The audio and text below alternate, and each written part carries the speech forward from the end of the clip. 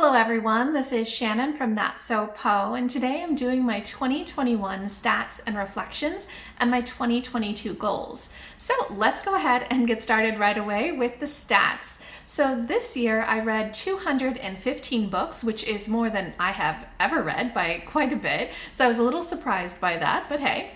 And I read over 49,000 pages.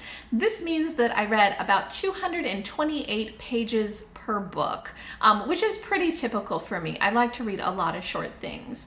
In addition to the books that I've read, I also DNF'd 52 books, which was about 4,600 pages. I ended up reading about 34% of books before I DNF'd them, so that's why I have quite a number of pages for my DNFs. Looking at the number of books that I read per month, on average, I read almost 18 books per month. My smallest months were March and November with 13 books, and my highest month was December with 25.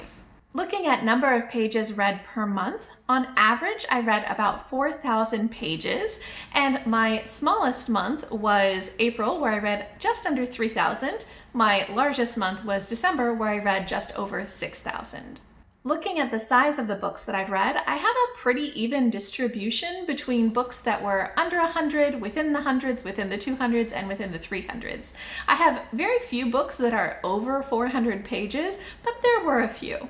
Looking at the star ratings for the books that I finished, I gave about an average of 4.35 stars, which means I really liked the books that I read. And this is pretty consistent. I have around 4.3 every single year.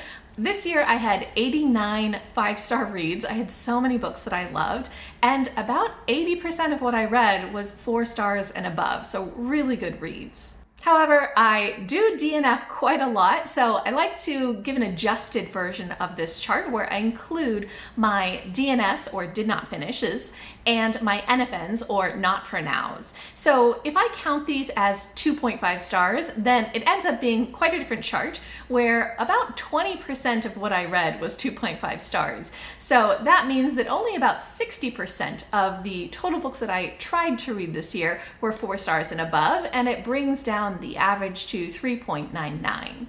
I also like to take a look at the breakdown between the graphic works that I read, so comics and manga and children's picture books, versus the textual things that I read, so novels, things like that. This year, about 30% of the books that I picked up were graphic, and if we look at page count, it actually reduces quite a bit to only about 15%, which makes sense because often graphic works are quite shorter page-wise. I like to take a look at this just to understand how many pages of actual text I'm reading, since graphic works are often mainly pictures, but even so, I still read over 40,000 pages this year that were in text, so that's pretty high.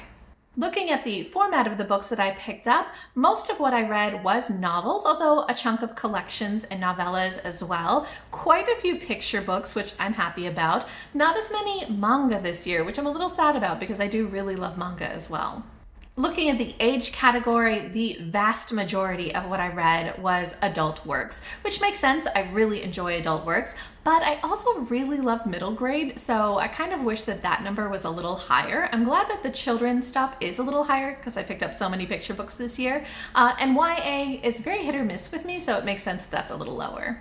And lastly, looking at the genres that I read, within fiction, the clear winner is fantasy. I read a lot of fantasy. I also read quite a bit of contemporary, romance, and sci-fi, which again, makes a ton of sense, but only one thriller, which again, makes a lot of sense.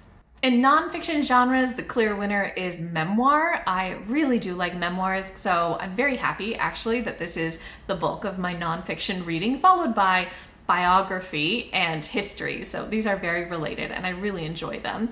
The things that I read the fewest of were science and true crime. Science, I would like to read more science books, so I'd love to get that number up. True crime, I'm not generally interested in, but this one I believe was The Feather Thief, which was quite fun, so I don't mind that. So those are all of the general stats for my reading in 2021. Now I want to talk about my goals for the year. So I had 3 reading goals. The first was that I wanted to read at least 65% authors of color, at least 30% queer authors or books centering queer characters, and at least 15% disabled authors or books centering disabled characters. So I met all of these goals and I'm really happy about that. So for authors of color, I was at just over 68%.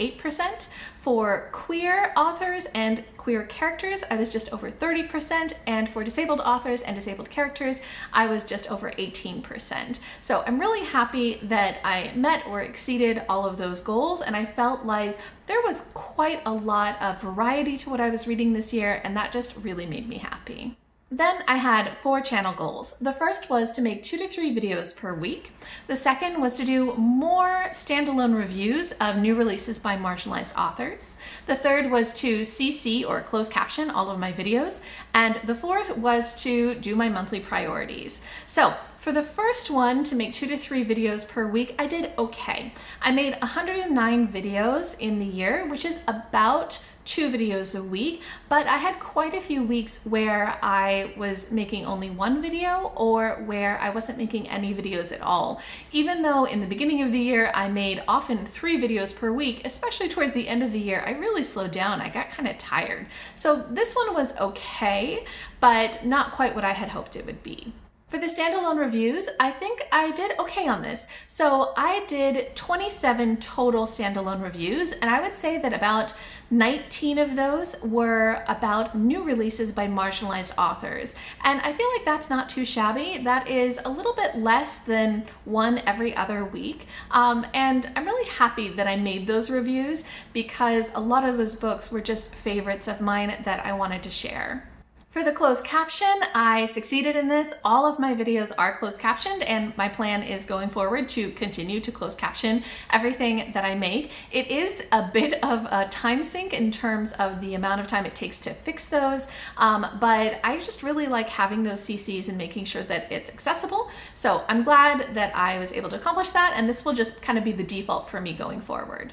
And the last goal, which was the monthly priorities, I completely fell flat on. So I did this for many of the months in the first half of the year, but then I just got really burnt out on it. I was feeling like I had too much scheduled reading and not enough flexibility. Even though I wasn't super strict about which books I had to pick up each month, it just felt like too much of a chore rather than a challenge, and I decided that that's not what I wanted for my reading, so I stopped it halfway through the year, and I don't think that I'm going to do that again in 2022, although maybe in future years I might feel motivated to do it, but for right now I kind of don't want that much structure to my reading. So I want to talk about just a couple of general reflections about my reading year. The first is, it was a good reading year. I read so many books. I loved so much of what I read, and there was just such a great variety. I read a ton of different genres, a ton of authors from all kinds of places all over the world, all kinds of backgrounds. I just really liked the variety of what I read. I think that having a lot of variety is what keeps me interested, having different stories, different perspectives. So that was just a big success. In terms of my goals, my reading goals, it worked out great. I had very simple goals this year, and I just have a spreadsheet where I add all of the books that I read, and I kind of keep track of those stats, and that was super easy to help me know like where I was getting off track and when I needed to prioritize certain authors or certain types of books, and so that was really helpful. In terms of the scheduling of what I read, I did really find that I need more flexibility. I had too many things scheduled this year with the monthly priorities and also a ton of buddy reads that meant I had very little wiggle room in terms of what I was picking up, and I just want more flexibility than that. So I think that I just want slightly less structured reading going forward.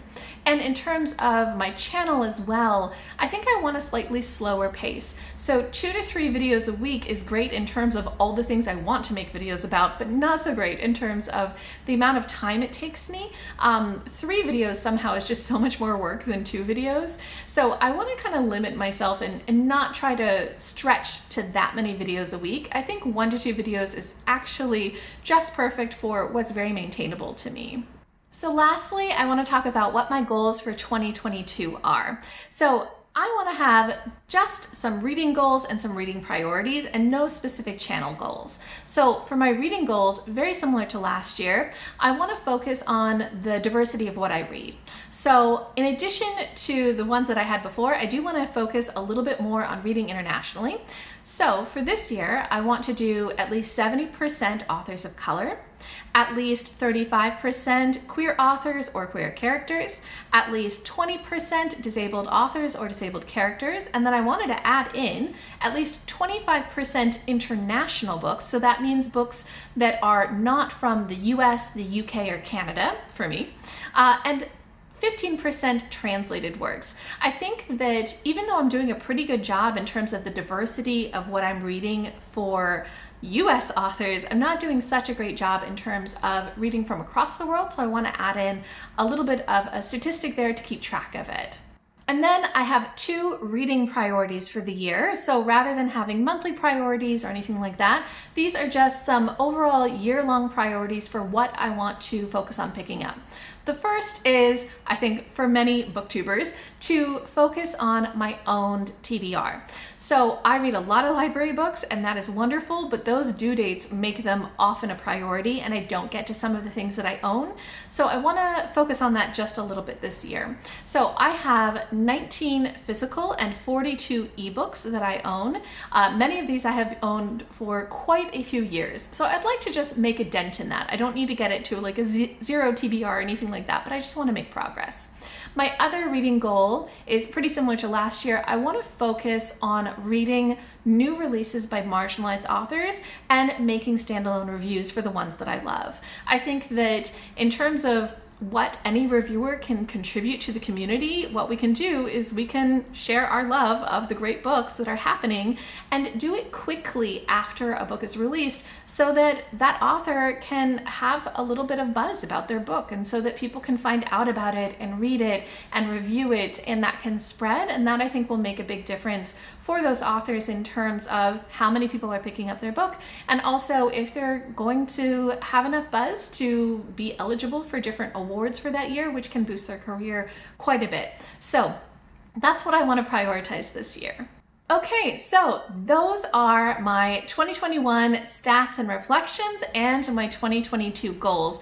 I'm keeping it pretty simple in terms of my goals, but I think these are very doable for me, and I think that it's going to really make my reading very rich and wonderful. So I'm very excited about 2022. I have so many books on my radar that I want to get to, and I'm really excited.